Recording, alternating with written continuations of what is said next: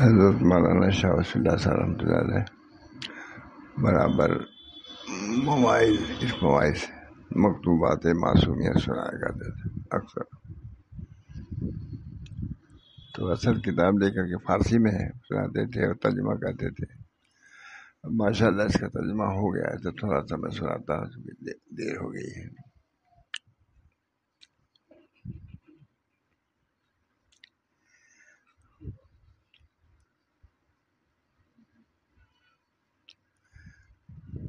بسم اللہ الرحمن الرحیم. کسی طالب کو لکھ رہے ہیں، خط ہے یہ، اور ان کے خط میں علوم ہی علوم ہوتے ہیں. شاہ ولی اللہ صاحب رحمۃ اللہ علیہ کا بھی معمول تھا جو مکتوبات فارسی میں ہیں جو ترجمہ ہو گیا وہ سناتے رہتے تھے. بہت زیادہ ذوق تھا تو میں بھی کبھی کبھی سنا دیا کرتا ہوں اس کو. اللہ تعالیٰ کے فضل و برکات سے ہم لوگوں کو مالا مال فرمائے. بسم اللہ الرحمن الرحیم.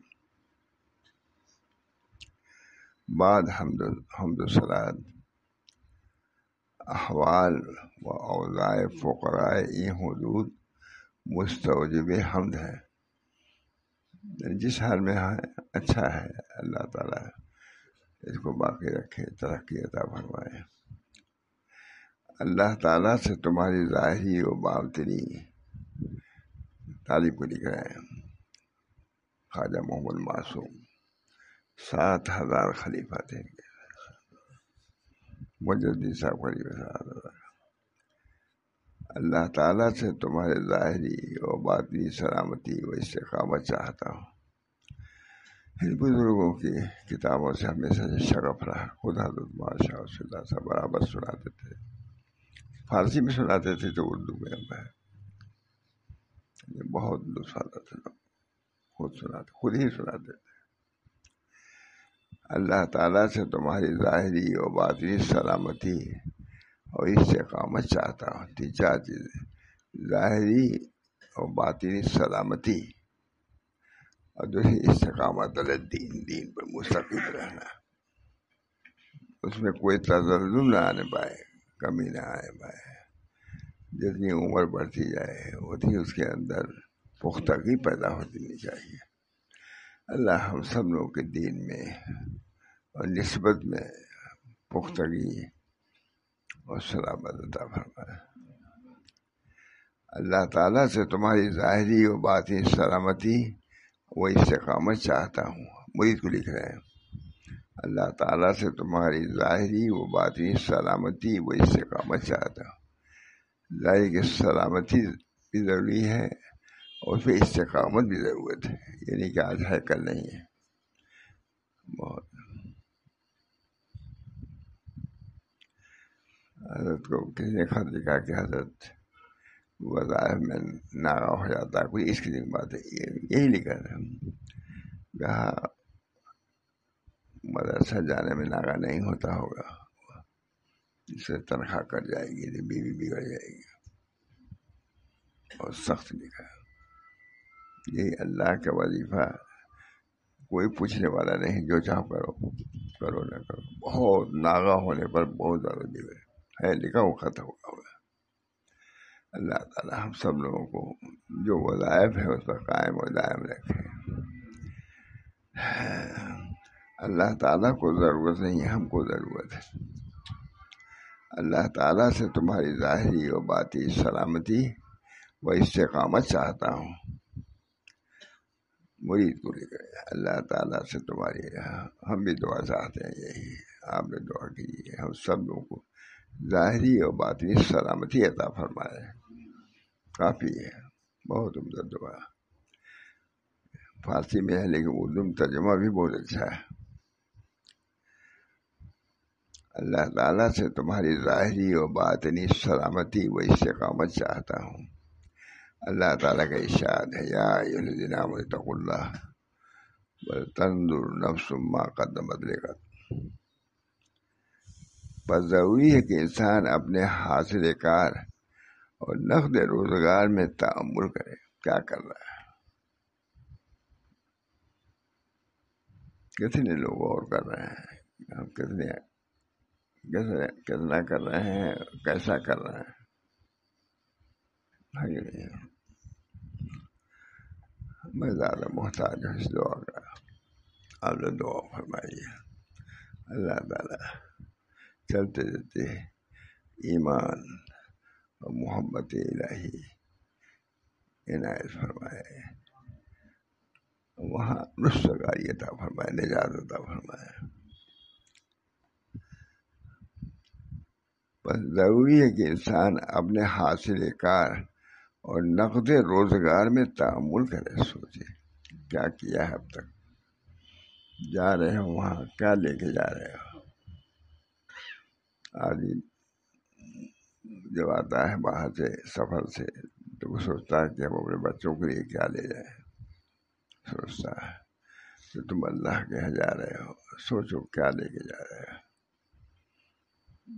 اللہ تعالیٰ ہم سب لوگوں کو وہاں کے تیاری کی توفیق مرحمت فرمائے۔ بس ضروری ہے کہ انسان اپنے حاصل کار اور نقد روزگار میں تعامل کرے اور خوب اچھی طرح دیکھے کہ روز موعود یعنی قیامت کے دن کے لیے جس کی مقدار 50,000 سال کی ہوگی، اس نے کیا مہیا کیا ہے۔ خط ہے، پورا خط ہے، پورا مضمون خط میں لکھتے تھے، 3 جلدوں میں ہے مولانا، تو اردو ترجمہ مختصر ہے، 3 جلدوں میں ہے، اور کسی کے لیکن حضرت تو مکتوبات ہی سناتے رہتے تھے، فارسی والے سناتے تھے، یہ تو بعد میں ہوگا، بہت ذوق سے بہت وزن سے سنایا کرتے تھے۔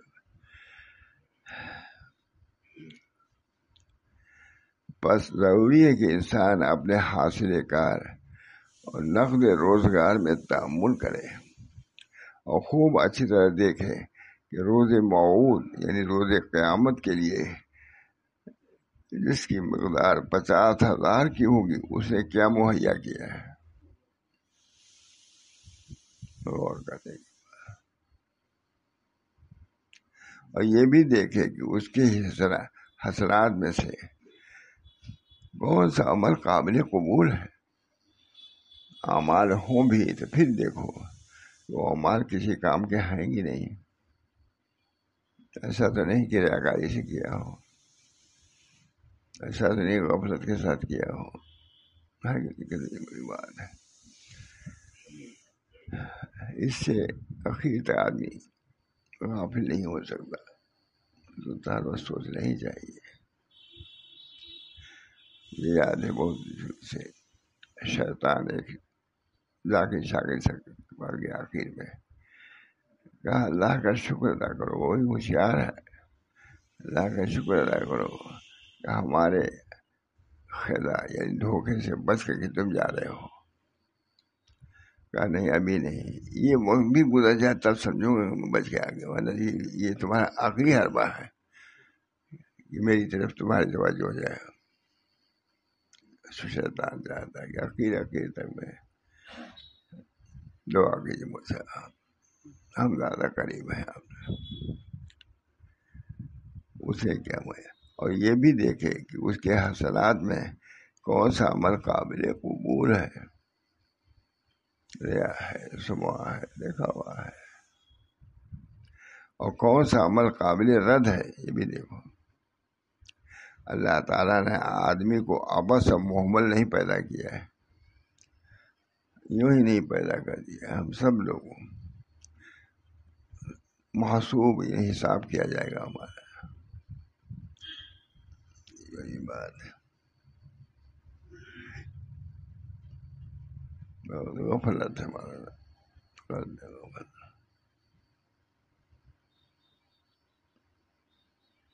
حضرت پر بھی کبھی وجدہ ہی ہوتا ہے کہ کسی بات پر ہم سب لوگ سے رونے لگے گا۔ جی میں بھی سمجھ رہا تھا کہ شاید میرا آخری وقت ہے، میں بھی سمجھ رہا تھا کہ میرا آخری وقت، بس ایک بات کہا، سب لوگ رونے لگے، ایسی حالت ہوئی تھی کہ رونے لگے سب وہی دن تو خود کہا کہ اجی تم رو رہے تھے، میں بھی سمجھا تھا شاید میرا آخری وقت ہے، کچھ دن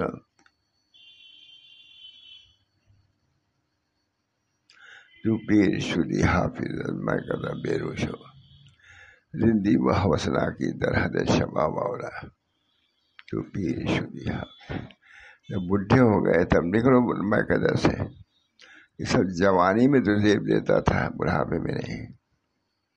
جب میں گیا حضرت کمرے میں تو یہی پڑھ رہے تھے، حضرت شیخ گنگنا کے پڑھ رہے تھے، میں نے کبھی نہیں سنا تھا، یہی شعر پڑھ رہے تھے حضرت، کوئی نہیں تھا رہا، میں اچانک پہنچ گیا، جاتے رہتے تو پیر شدی حافظ از میں کدا بے روش ہو، رندی و حوصلہ کی درحد شباب اولا، جوانی میں تو زیب دیتا ہے، بڑھاپے میں کیا ہے؟ در توجہ کرو، ہم سب کے لیے عبرت و نصیحت ہے کہ نہیں اس میں؟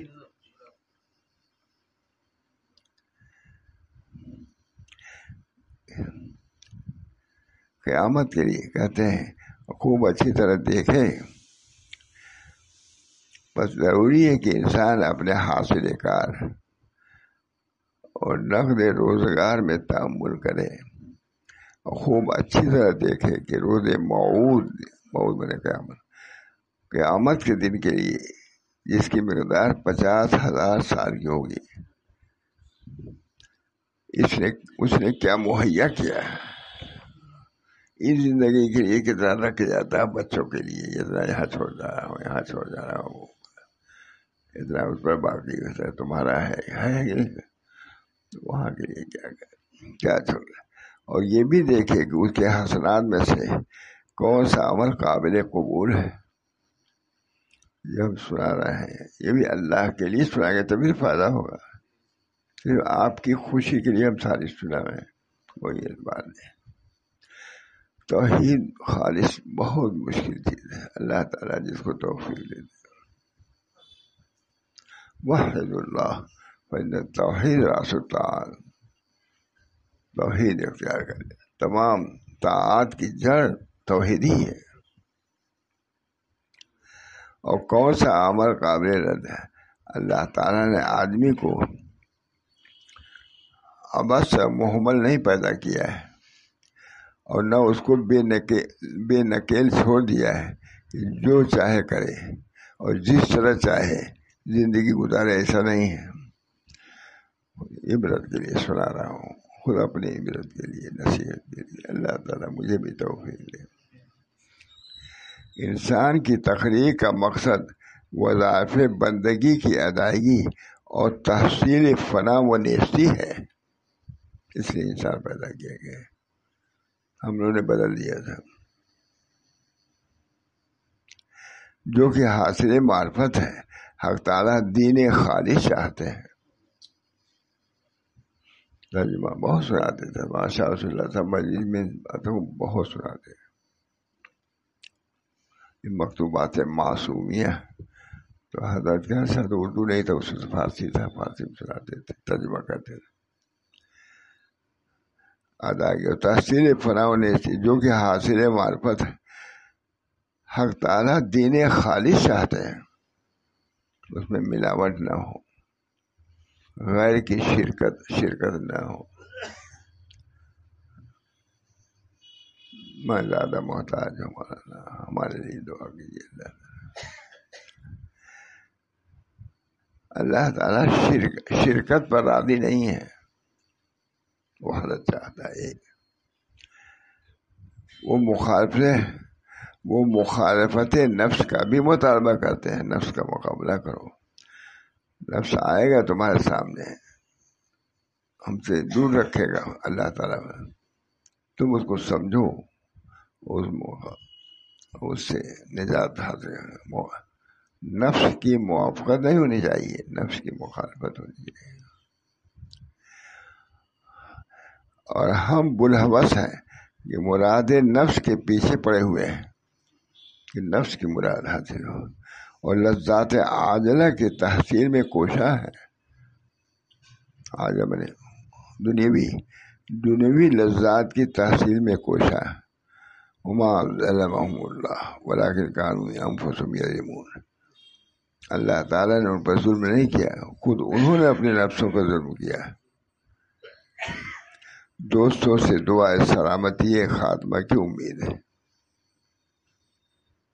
دوستوں سے دعا سلامتی خاتمہ کی، سلامتی ایمان کی دعا کریں گے، اس کی امید ہے۔ دوستوں آپ لوگوں سے مجھ کو بھی امید یہی ہے، دعا کیجیے اللہ تعالیٰ۔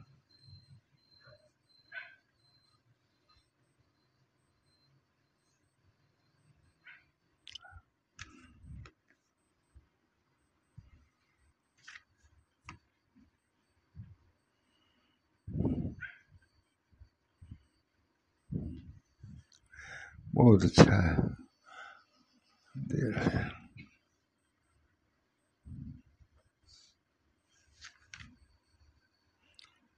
بہت عمدہ مکتوبات ہمارا، حضرت بھی ہمارے سناتے تھے، لیکن اس کو اردو نہیں تھی، فارسی تھی، بہت لطف لے گئے، عام علماء بیٹھے، علماء کے سامنے۔ ہم نے کبھی بھی اپنے ملفوظات سناتے ہوئے نہیں سنا ہے، اور کسی کے سنا۔ اللہ تعالیٰ ترجمہ بھی ہو گیا، پہلے فارسی میں سناتے تھے۔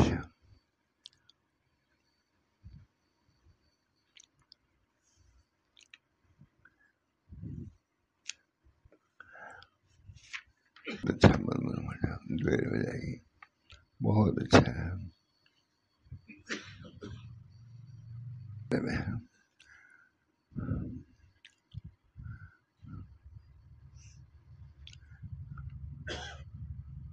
نماز کو معراج مومن فرمایا گیا ہے، اور آپ صلی اللہ علیہ وسلم نے اپنی راحت نماز میں محسوس فرمائی ہے، نماز میں مشغول ہو جاتے تھے،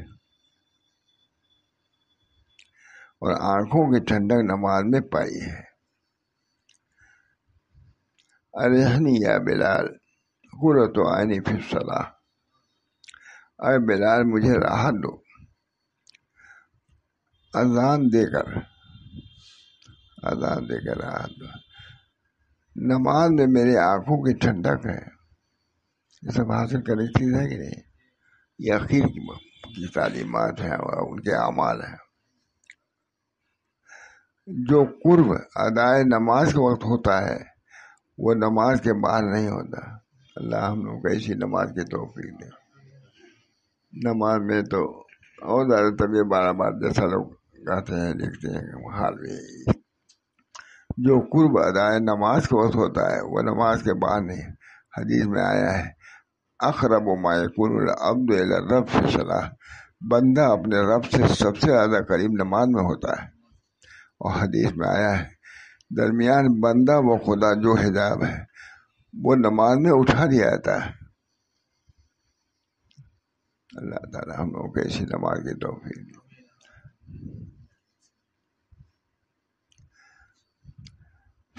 الساجد یسجد علی قدم اللہ فلیسجد ولیرغب، سجدہ کرنے والا اللہ تعالیٰ کے قدموں پر سجدہ کرتا ہے۔ یہ تصور کرو کہ ہم سجدہ اللہ کے قدموں پر کر رہے ہیں۔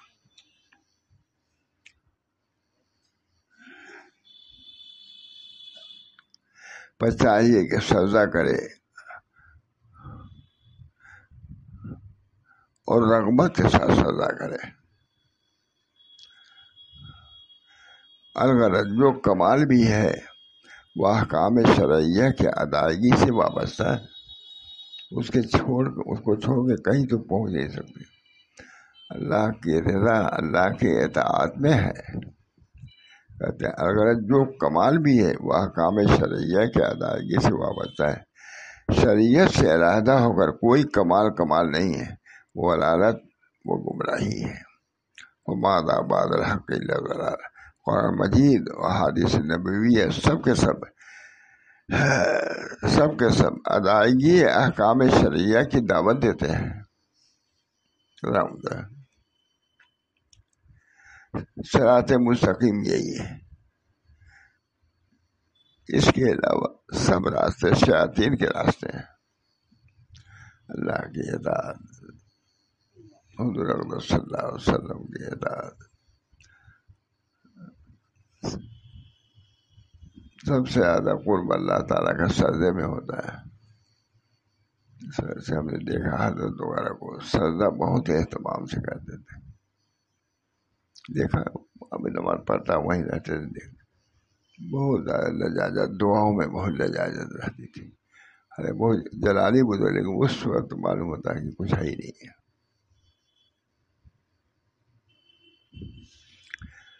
اگر جو کمال بھی ہے وہ احکام شرعیہ کی ادائیگی سے وابستہ ہے.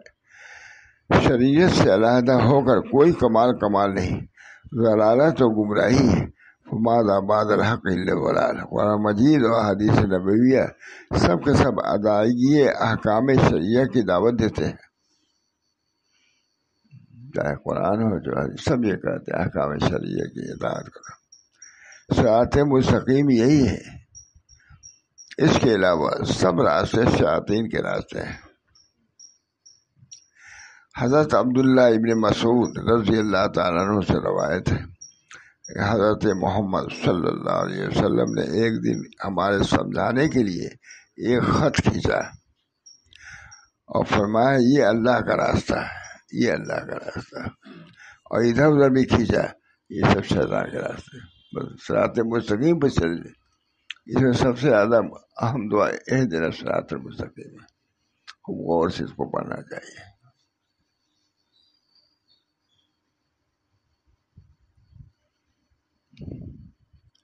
حضرت عبداللہ بن مسعود سے روایت ہے کہ حضرت محمد مصطفیٰ صلی اللہ علیہ وسلم نے ایک دن ہمارے سمجھانے کے لیے ایک خط کھینچا اور فرمایا یہ اللہ کا راستہ ہے، یہ اللہ کا راستہ ہے. پھر کئی خط اس کے دائیں بائیں کھینچے اور یوں فرمایا کہ یہ شیاطین کے راستے، اللہ کا راستہ یہ ہے، سیدھے چلے چلو، ادھر ادھر نہ بھٹکو. دیکھیے کیا ہے، کتنے لوگ بدعت میں مبتلا ہو جاتے ہیں. تعلیمات سب ہمارے اکابر کی بھی موجود ہیں، کون پڑھتا ہے، کتاب بھی نہیں ہے. پھر کئی خط اس کے آئے دائیں بائیں اور یہ شیاطین کے راستے. ان میں سے ہر ایک راستے پر ایک شیطان بیٹھا ہوا ہے جو اپنی طرف بلا رہا ہے. اور پھر یہ آیت فرمائی وَأَنَّ هَٰذَا صِرَاطِي مُسْتَقِيمًا فَاتَّبِعُوهُ. اس قول کو جمیع انبیاء کا متفق علیہ قول ہے، جس پر تمام علماء حق کا اجماع ہے. کسی کے خیالات باطلہ کی بنا پر نہیں چھوڑا جا سکتا ہے، نہیں دوسرے کسی کی بات ہے. شریعت کو ناقص العقل لوگوں کے لیے بتانا یہ عین کفر ہے. شریعت کو والوں کہتے ہیں کہ یہ پڑھے لکھے نہیں ہے، جاہلوں کے لیے کہتے ہیں کہ ناقص العقل بتا، یہ عین کفر و الحاد ہے. اعاذنا اللہ سبحانہ وإیاکم من هذا الاعتقاد. اللہ تعالیٰ ایسے اعتقاد سے بچائے. ایسے اعتقادات میں بعض آ جاتے ہیں، گمراہ ہو جاتے ہیں، راستہ چلتے چلتے گمراہ ہو جاتے ہیں. اللہ تعالیٰ ہم سب لوگوں کے عقیدے حفاظت فرمائے اور ضلالت گمراہی سے بچائے. طرح طرح کے وساوس آتے ہیں، خیالات آتے ہیں، کتنے لوگ گمراہ ہو جاتے ہیں. اللہ ان تمام چیزوں سے ہم سب کو بچائے. یہ مجلس سے اسی لیے ہیں تاکہ ایمان کی حفاظت کی جائے، اللہ تعالیٰ سے صحیح تعلق پیدا کیا جائے. اللہ ہم کو بھی توفیق دے، آپ حضرات کو بھی. وآخر دعوانا اللہم صلی اللہ علیہ وسلم. اللہم آت نفسی تقواها وزکها انت خیر من زکاها انت ولیها ومولاها. ربنا تقبل منا انك انت السميع العليم برحمتك يا ارحم الراحمين بحرمت سید النبی الکریم صلی اللہ تعالی علیہ وسلم.